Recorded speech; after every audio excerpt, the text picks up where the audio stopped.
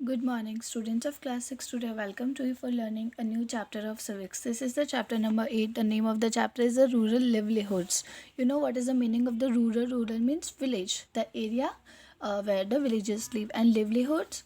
We understand livelihoods मतलब कि how do they survive their life और वो अपने survival के लिए क्या क्या चीज़ें करते हैं. जैसा आपने पिछले chapters में पढ़ा, in the first chapter we looked at the many kinds of diversity in our life. We also explained how living in different regions has an effect on the work people do, the kind of plants, trees, crops, or things that become important to them. In this chapter, we look at the different ways in which people earn their living in villages.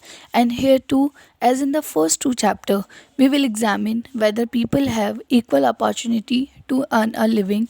We will look at the similarities in their life situation and the problems that they face. जैसा कि हमने हमारे first chapter में पढ़ा था, हमने क्या देखा कि what is the diversity, discrimination. कि डाइवर्सिटीज़ मैंने आपको बताई थी कि कितने प्रकार की हमारी विभिन्नताएं हैं देश में, और वो विभिन्नताएं किस रूप में थी कि कहीं पे खाने को लेकर, कहीं पे पीने को लेकर, कहीं पे लाइफस्टाइल को लेकर, रिलीजन्स. सो हमने फिर ये भी देखा कि अलग अलग एरिया में जो ग्रो होने वाले प्लांट्स जो थे, पेड़ पौधे कैसे थे, कहीं पे फसलें अलग होती है. जैसे हम बात करते हैं कि किसी एरिया के अंदर, किसी राज्य में अलग प्रकार की फसल उगाई जाती है तो दूसरे में दूसरे प्रकार की उगाई जाती है. तो वो सब क्या थी? डाइवर्सिटी. लेकिन in this chapter we will look at the people who live in the villages. लेकिन हम इस चैप्टर में क्या पढ़ेंगे कि गांव में जो रहने वाले लोग हैं वो अपने जीवन यापन के लिए, अपनी आजीविका मतलब अपने रेगुलर बेसिस खर्चे के लिए कैसे पैसा कमाते हैं, उसके लिए वो क्या क्या काम करते हैं और उन्हें क्या क्या सुविधाएं मिलती है और किस प्रकार उन सुविधाओं का वो उपयोग करते हैं. उनके जीवन की जो सिचुएशन होती है, परिस्थितियाँ, वो एक दूसरे से कितनी मिलती जुलती है और वो कैसे कैसे प्रॉब्लम फेस करते हुए लोग, all these points. Okay. So in this chapter we have learn about a story of a Kalpattu village. हम यहाँ पे एक विलेज की स्टोरी पढ़ेंगे कि कैसे वहाँ पे किस प्रकार के जो वहाँ के जो लोग थे, the villages of the Kalpattu village, कैसे वो लोग अपनी लाइफ के लिए क्या क्या काम करते थे. Kalpattu is a village that close to the sea coast in Tamil Nadu. People have to do many kinds of work as in other villages. Here too there is non farm work such as making basket, utensils, pots, bricks and bullock carts etcetera. कि कलपट्टू एक छोटा सा गांव है जो कहाँ पर है? तमिलनाडु में. तमिलनाडु में यू नो दैट कि सी होते हैं, वहाँ पे समुद्र, तो वहाँ पे जो कलपट्टू विलेज है. और वहाँ के जो लोग थे वो फार्मिंग के अलावा कुछ अलग भी काम करते थे, खेती के अलावा. और वो क्या करते थे, लाइक जैसे वो बास्केट्स बनाने का काम करते थे, बर्तन बनाने का काम करते थे, मिट्टी, potters, pots, brick, bullock cart etcetera. There are people who provide services such as blacksmith, nurses, teacher, washerman, weaver, barber, cycle repair, mechanics and so on. और इसके अलावा कुछ लोग जो थे कलपट्टू में, कुछ लोग यहाँ पे किसका वर्क कर रहे थे? As a teacher, as a blacksmith, as a nurse, as a washerman, as a weaver, barber. मतलब जो जितनी भी एक इंसान की डेली लाइफ के अंदर जो जो आवश्यकता है, उसी प्रकार के सब लोग यहाँ पे काम करते हैं. तो there are also some shopkeepers और ट्रेडर्स. और इन सब लोगों के अलावा वहाँ पे कुछ व्यापारी भी हैं और कुछ दुकानदार भी हैं जो बिजनेस करते हैं. In the main street which look like अ बाजार you will find a variety of small shops. We'll find a variety of small shops such as tea shop, grocery shop, barber shop, a cloth shop, a tailor and two fertilizer and sheet shop. और उसके अलावा एक छोटा सा बाज़ार बना हुआ है, एक स्ट्रीट, एक गली, जिसे हम बाज़ार कह सकते हैं अपनी भाषा में. और वहाँ पे किस किस चीज़ों की शॉप है? सच एज टी शॉप, जहाँ पे चाय की कोई दुकान है, ग्रॉसरी, जहाँ पे सब्जियाँ मिलती है, कपड़े की दुकान है, फर्टिलाइज़र्स है. और गांव में खेती बाड़ी की जाती है तो वहाँ पे फर्टिलाइज़र्स मतलब and two fertilizers and seed shops, जहाँ पे बीज और खाद की दुकानें मिलती है. और देर आर 4 टी शॉप्स. वहाँ पे उन्होंने देखा कि यहाँ पे 4 तो चाय की दुकानें हैं, which sell tiffin such as idli, dosa and upma in the morning. And snacks like vadai, bonda and Mysore pak in the evening. और ये जो शॉप्स हैं, जो चाय शॉप्स हैं, वहाँ पे टिफ़िन में मिलता है, मतलब जहाँ पे नाश्ता भी मिलता है. लाइक जैसे हमारे यहाँ पे शॉप्स पे कचौरी, समोसा कहीं पे भी इजीली अवेलेबल होता है. तो this is a south Indian part of India. तो वहाँ पे क्या मिलते हैं मॉर्निंग के अंदर? तो इडली, उपमा एंड डोसा, ये सब चीज़ें मिलती थी। लेकिन शाम के टाइम में क्या बेचते थे वो लोग? वड़ा, बोंडा and Mysore pak. Near the tea shop in a corner lives a blacksmith family whose home serves as their workshop. और उसके अलावा इन चाय की दुकानों के पास में एक लोहार, ब्लैकस्मिथ कौन होते हैं? जो लोहे का काम करते हैं। ब्लैकस्मिथ का परिवार रहता है उसके घर में ही, और उसकी कोई पर्टिकुलर कोई वर्कशॉप नहीं है, वो वहीं रहता है। उसने अपने घर को ही वर्कशॉप बना रखा है और वो वहीं पे अपने लोहार का काम करता है। Next to their home is a cycle hire and a repair shop. और जो लोहार के ही घर के पास में एक दुकान है जहाँ पे साइकिल चलाने के लिए किराए से साइकिल्स मिलती है और जहाँ पे साइकिल्स की मरम्मत भी की जाती है, repair. Two families earn a living by washing cloth. There are some people who go to nearby town to work as construction workers and lorry drivers. और उसके अलावा गांव में जो टू फैमिलीज़ हैं वो लोग कपड़े धोने का काम करते हैं, मतलब कपड़े धोकर पैसे कमाते हैं और उसी से अपनी लिविंग को कंप्लीट करते हैं। कुछ लोग पास के शहरों में जाके, and some of the people go to the near town, कि जो आसपास के शहरों में जाके वहाँ पे मकान बनाने एज अ मैसन वर्क करते हैं और लॉरी चलाने का भी काम करते हैं, और उसी से ही इसी काम को करके ही उन्हें उसके बदले में पैसे मिलते हैं। The village is surrounded by low hill. Paddy is a main crop that is grown in irrigated land. अब देखिए कलपट्टू जो विलेज है वहाँ की जो सबसे मेन क्रॉप है वो क्या है? पैडी। पैडी मतलब धान। यहाँ पे चावल की खेती की जाती है। Most of the families earn a living through agriculture. और जो कलपट्टू विलेज के जो लोग हैं वो मोस्टली किस पे बिलोंग करते हैं? पैडी, एग्रीकल्चर पे, मतलब खेती करके ही वो पैसा कमाते हैं। There are some coconut groves around. Cotton, sugar cane and plantain are there are also grown, and there are mango orchards.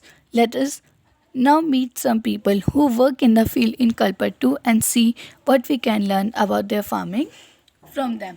और उसके अलावा देखिए कि वहाँ पे जो है कुछ इन सब के अलावा वहाँ पे नारियल के भी काफ़ी बाग हैं बड़े बड़े। वहाँ पे शुगर केन यानी गन्ना उगाया जाता है, कॉटन भी उगाई जाती है। और वहाँ के, अब चलो हम देखते हैं कि वहाँ के कुछ फार्मर्स हैं और इन फार्मर्स से इस चैप्टर में डिटेल दी गई है। फार्मर्स ने जैसे अपने बारे में बताया। तो देखिए सबसे पहले जो फार्मर है वो कौन है? Tulsi. All of us here work on Ramalingam land. He has 20 acres of paddy field in Kalpattu.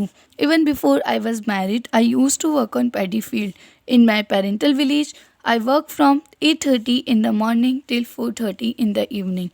And Karantuma, Ramalinga's wife, supervises us. तो देखिए तुलसी जो है उसने क्या बताया? She is a farmer and A Kalpattu village. उन्होंने बताया कि वो यहाँ पे कोई रामालिंगम करके कोई लैंडलॉर्ड है, कोई जमींदार है, उसके खेत में काम करते हैं। उसके परिवार के पास में कलपट्टू में कम से कम 20 एकड़ 20 एकड़ फील्ड है।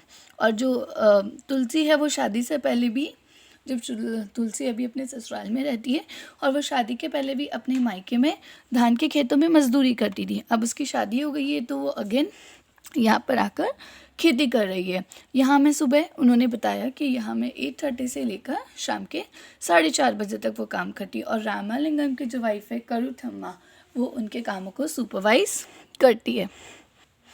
एंड आगे तुलसी ने बताया, this is one of the few time in the year that I find regular work. Now I am transplanting the paddy. When the plants have grown a bit, Ramalingam will call us again for weeding and then finally once again for the harvesting.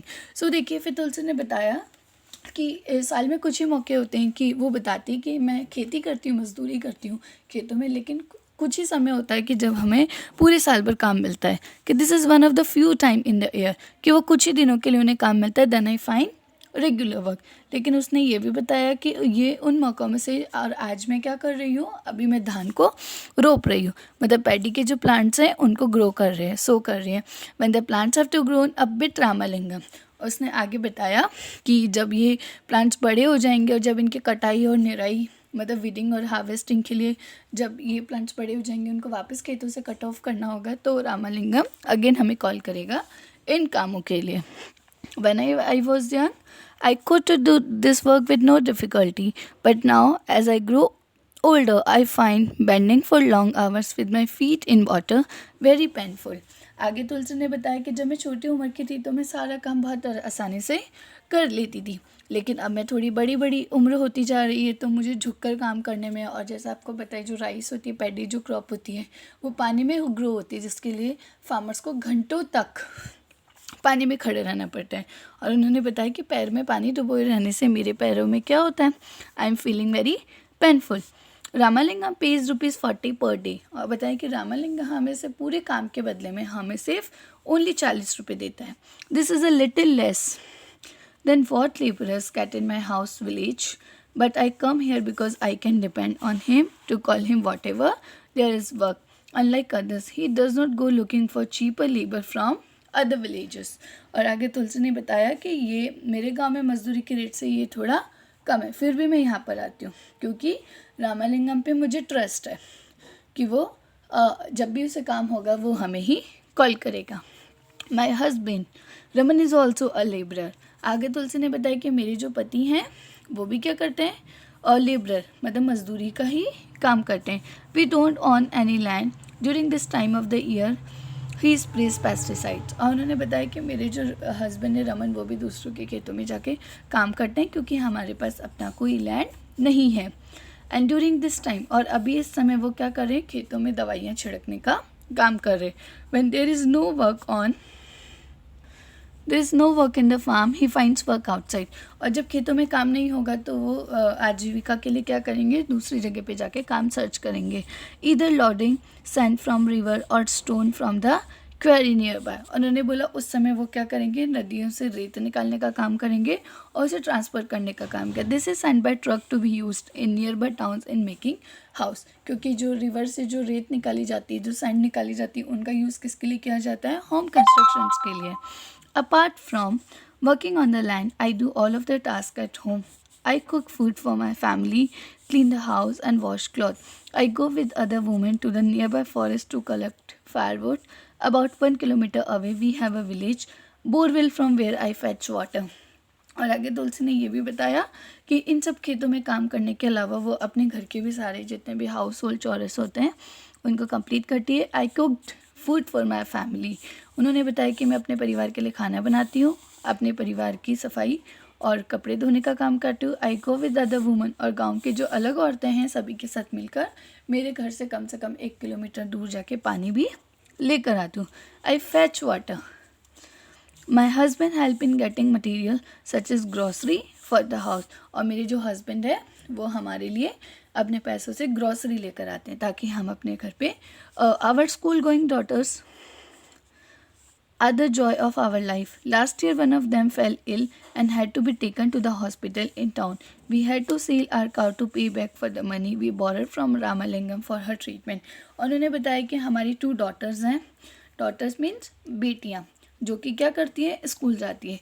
लेकिन उन बेटियों में से जो एक बेटी थी वो पिछले साल बीमार हो गई थी और उसके ट्रीटमेंट के लिए हमें क्या करना पड़ा था, रामालिंगम से पैसे उधार लेने पड़े थे ताकि वो एकदम स्वस्थ हो सके। As you saw in Tulsi's story, a poor family in rural area often spend a lot of time every day collecting firewood, getting water and grazing their cattle. Student, जैसा आपने इस पूरी स्टोरी में देखा कि जो तुलसी एक बहुत ही गरीब परिवार से बिलोंग करती है, इन रूरल एरियाज, जो कहाँ रहती हैं, गांव में, खेत में, गांव के अंदर रहती है, और अपना पूरा समय जो दिन का होता है वो बहुत सारी चीज़ों को करने में करती है, जैसे कलेक्टिंग फायरवुड, खाना पकाने के लिए लकड़ियाँ ढूंढना, getting water and grazing their cattle, और साथ ही अपने घर के जो पशु होते हैं उनका ख्याल रखते हैं।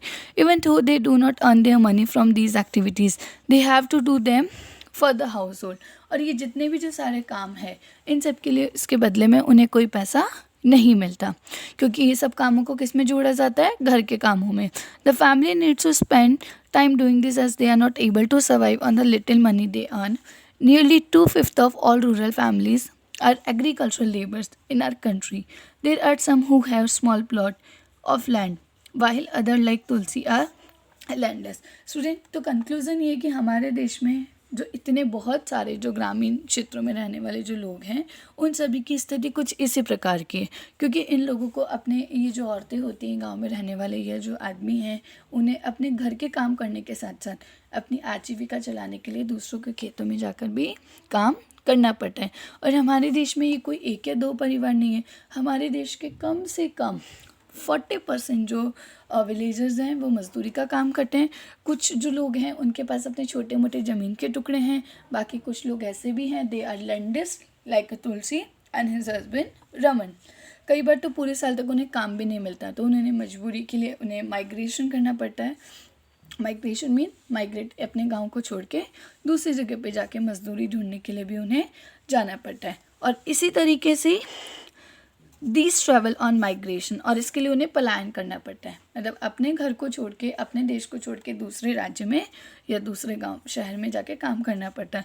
Take place during particular season. तो स्टूडेंट, आपने इस पूरी अभी तक जो भी हमने जो चैप्टर पढ़ा है, आपने देखा कि इस पूरी चैप्टर में हमने क्या देखा कि जो गांव में जो रहने वाले विलेजेस हैं उनकी हालात जो है आर्थिक, वो बिल्कुल भी अच्छे नहीं होते, क्योंकि उन्हें जो काम होता है वो रेगुलर नहीं मिलता, वो उन्हें समय समय पर ही मिल पाता है। I hope you understand this very well. Thank you all.